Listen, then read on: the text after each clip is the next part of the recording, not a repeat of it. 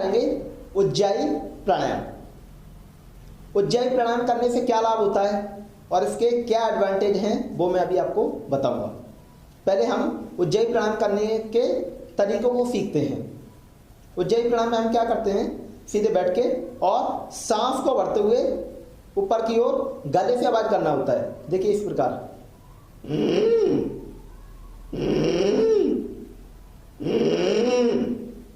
नीचे से सांस को हम भर रहे हैं ऊपर की ओर और गले से आवाज कर रहे हैं।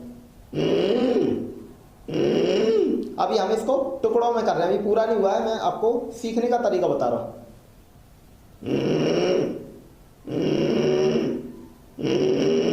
ऐसे धीरे धीरे आप स्टार्टिंग में करेंगे तो हो सके आपकी आवाज कम निकले, लेकिन कोई वैसी बात नहीं घबराने वाली कि मैं कर नहीं पा रहा हूं। हम इसको करेंगे, धीरे धीरे अभ्यास करेंगे तो हमारे गले से आवाज निकलने लगेगी। जब आप इतना करेंगे तो धीरे धीरे इसको और ऊपर खींचना है, इस प्रकार।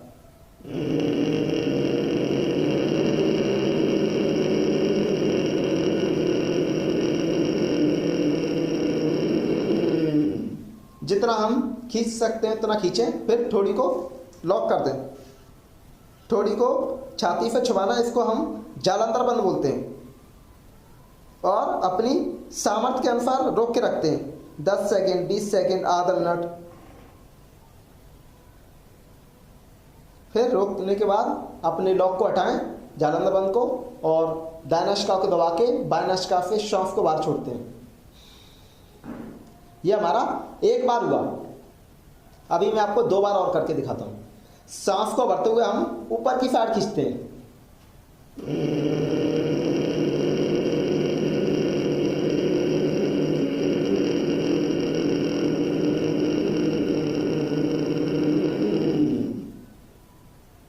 थोड़ी को छाती फैला के रोक के रखना है सांस को अपनी को 10-20 सेकेंड, आधा मिनट।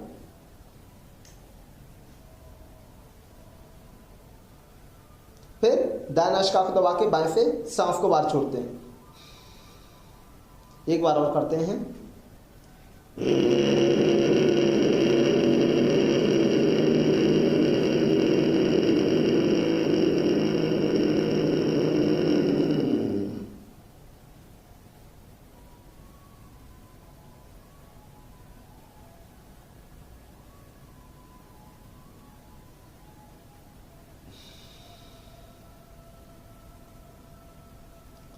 ये हुआ हमारा उज्जाई प्राणायाम।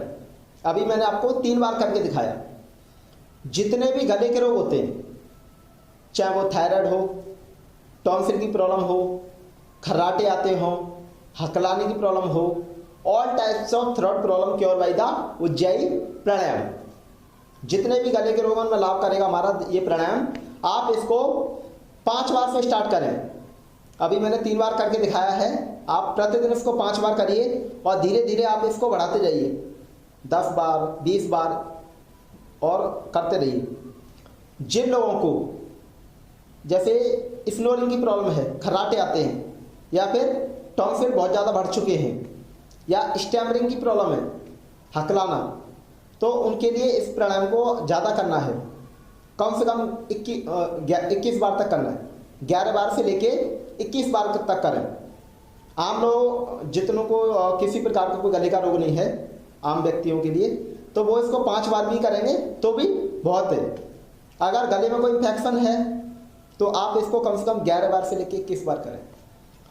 तो खर्राटे अगर किसी व्यक्ति को आते हैं, मैं ये बिल्कुल दावे के साथ कह सकता हूँ कि 15 दिन से लेके 20 दिन में खर्राटे आना बंद हो जाएंगे, और हो सकता है 1 हफ्ते में भी बंद हो जाएंगे।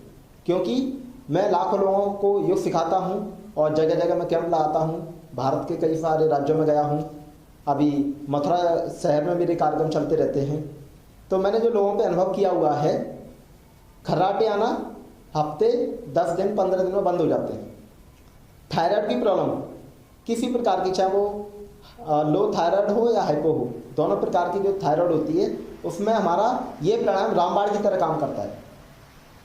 आप अगर इस प्राणायाम का 21 बार प्रतिदिन अभ्यास करते हैं तो 1 महीने के अंदर और उससे पहले ही बिना दवा के थायराइड हमारी कंट्रोल हो सकती है, क्योर हो सकती है।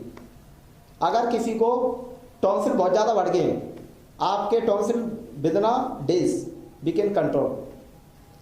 तो आप इसका अभ्यास करें, नियमित करें, निश्चित हमारा गला अच्छा रहेगा और कभी किसी प्रकार का कोई हमें गले का इन्फेक्शन नहीं होगा।